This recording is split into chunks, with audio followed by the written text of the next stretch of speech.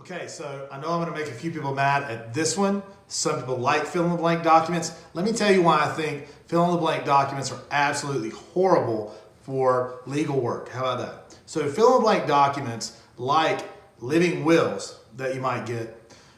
If you know what do you know what a living will is? A living will is a document that decides whether you live or die. If you are terminal, incurable, brain death has occurred, for instance, and you're being maintained by respirators. That's a living will. Now, why in the world would you ever trust a document or your life with a document that is a fill-in-the-blank document? Anyone can fill in those blanks. Let's say you leave some blanks unfilled. Anyone can go back and fill in those blanks. I would hate to think that there would be foul play or that something could happen, but I also think there's a really, really good reason for drafting sound legal documents, especially the ones that say whether you live or die. I mean, why in the world would you trust your life with a fill-in-the-blank document? It makes absolutely no sense to me.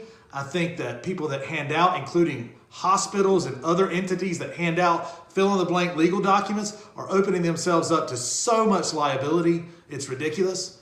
I've given this a lot of thought. I've given this a ton of thought. And I've arrived at the fact that common sense and being an attorney tells me that having a document that decides whether you live or die and how that happens, that is a fill-in-the-blank kind of ad-lib document, is absolutely probably the worst idea ever of legal fill-in-the-blank document ideas. So that's my take on it. I know some people aren't going to agree with me. That's okay. You don't have to agree with me. But I do this for a living, and I see a multitude of problems with the fact that somebody set to receive or inherit money could possibly fill in your blanks. And I don't like that, okay?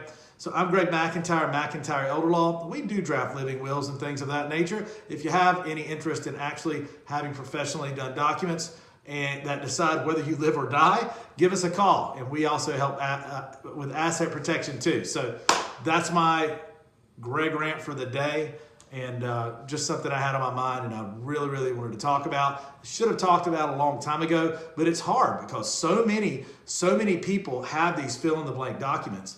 Hospitals hand them out like candy, and I can't tell you how bad of an idea I think it is. Not just for people, not just for the patient, but also for the hospital. I mean, I can't tell you how much liability I think there is there, and I cannot believe that lawyers for hospitals allow that to happen. Anyway, so tragedy waiting to happen. Hope it never happens. Hope nobody set to inherit $1 million decides to fill in your blanks for you, okay? I would hate to see that happen, but I've seen worse happen over money. So I'm Greg McIntyre, McIntyre Elder Law, helping seniors protect their assets and legacies.